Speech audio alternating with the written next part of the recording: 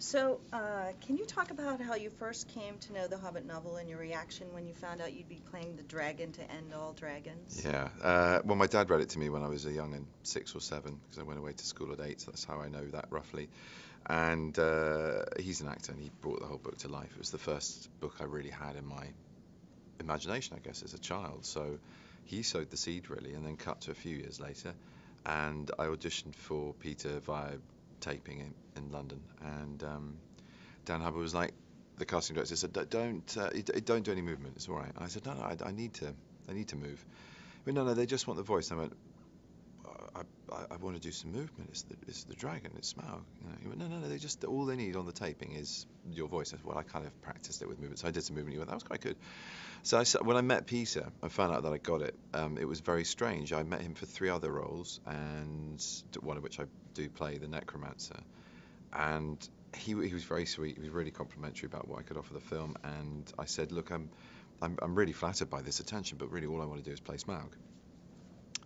He went, oh no, that's all right. You did a terrific audition, and so yeah, that's we're going to get you to do that if it all works out. That's great. I was like, what? You're not really? You're not just going to get a very famous old rich voice to do it. You want to use my voice and my. Oh yeah, no, completely.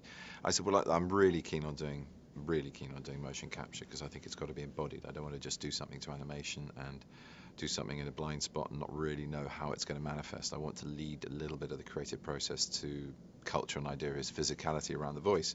I was like, oh, we could definitely do that, but you could also play a live action hero and like a few different characters and stuff. And so I went, okay, but have I really got the dragon? Oh yeah. And then nothing happened for a long time, and then I found out properly. I think it was just after I'd finished Frankenstein, so I think that might have sealed the deal. I don't know, but that was proof, I guess, that I could roll around and do some physical stuff. And yeah, and that's kind of the genesis of it. And then the voice and everything really came from those first sessions in the mocap stage, which was really how the vocal quality you see in the film came about. And also a lot of the animation was built off the dynamic that I gave him in those moments. And then the storyboards filled out, and I came back in to do more voice and more dialogue. But great process. And all with Peter, because most of the others you see on the poster are, they've worked nearly 3 years to get 3 films, and I did it all in about a week with Peter, rather than a lot of them who had to endure being with a whole team of people around them because of prosthetics and hair and makeup and all the usual things of filming a fantasy film like The Hobbit. And he had to get to them through a bullhorn and the voice of God, as they call it on set. So I was really lucky. I was very, very spoilt. Very easy ride compared to theirs. Oh, that's great. That's Yeah. great. What was it like for you to travel to New Zealand and work with this cast of characters? Well, the first time I travelled to New Zealand, I was really excited about it because I really wanted to get involved and lost in the landscape, and I did. I finished my work early, so I had a bit of time. It was a riot. It was an absolute riot, and I really, really loved being in New Zealand afterwards. I'd always wanted to. James McAvoy's a really dear friend of mine, and when he did Tumnus down here for The Lion, the Witch and the Wardrobe, he said, oh, you're going to fall in love with it, because he knew I was an outdoorsy type like him, and I really did. I went walking and did everything I said, swam in the glacial lake as well, and went up. Peter organised a helicopter ride, which was, I think, probably the most extraordinary experience of my life. We landed on the top of a glacier. I was in jogging pants, t-shirt, and a pair of trainers on the top of a glacier, inaccessible to humans by foot or climb. Well, you'd have to be an amazing climber. There's no real reason to just get to that glacier. It's not part of any kind of triumph or bit of mountaineering. So we're just sort of on this very pristine, unspoilt glacier, hovering on a helicopter. It lands, and I get out and I just danced, on the roof of the world on a glacier in my t-shirt and trainers and jogging pants. It was incredible.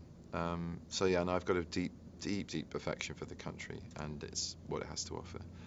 The film has the iconic scene of you and Bilbo's encounter with Yeah. Bilbo's encounter with you. What are your thoughts on that sequence, and can you talk about what Martin Freeman brings to his performance as Bilbo in this moment? He does, in a way. He does. He sort of he brings his kind of mod attitude to it, which I think is really good. He's got the essence of what Bilbo becomes in the book, which is a little bit cocky. He's a little bit sure of himself before the fact. I mean, he's earned courage through hurling himself as an unwilling participant in the first story into this sort of evolution as somebody who's actually got a little bit of courage now and is swinging it about a bit with a bit of attitude. He's brilliant. He's really brilliant. He's very nuanced, and he brings a flavour of authenticity to it, which is great, because in amongst all the fantasy and adventure, you need a core that's kind of got a believable amount of empathizable humanness about him, and you know, he represents the audience. He represents those called upon to do great things and act on their courage and heart and will in times of dire need and stress. And I think he's great at that. It's a really lovely evolution. And God bless their makeup department. They've made him look about 15, and the man's pushing, 55, as we all know. And yeah, so it was nice to play an old, hoary, bad-breathed, far-breathing dragon and lord it over him, but him still get the upper hand. That's kind of what our relationship's like in real life. I brush my teeth more often than Smaug does, though. But yeah, apart from bad oral hygiene, the other differences, we've worked together before. We didn't really work together on this. That was the thing. It was peculiar in that sense. I mean, he was a bit of fluff on the carpet of the room I did the motion capture in. He's got a bit more character than that. And it was a shame. That was a shame. But that's the nature of doing this kind of a film. You can't necessarily be opposite your fellow actor, which is a shame, because I always learn from working with Martin. And he from me, I'd like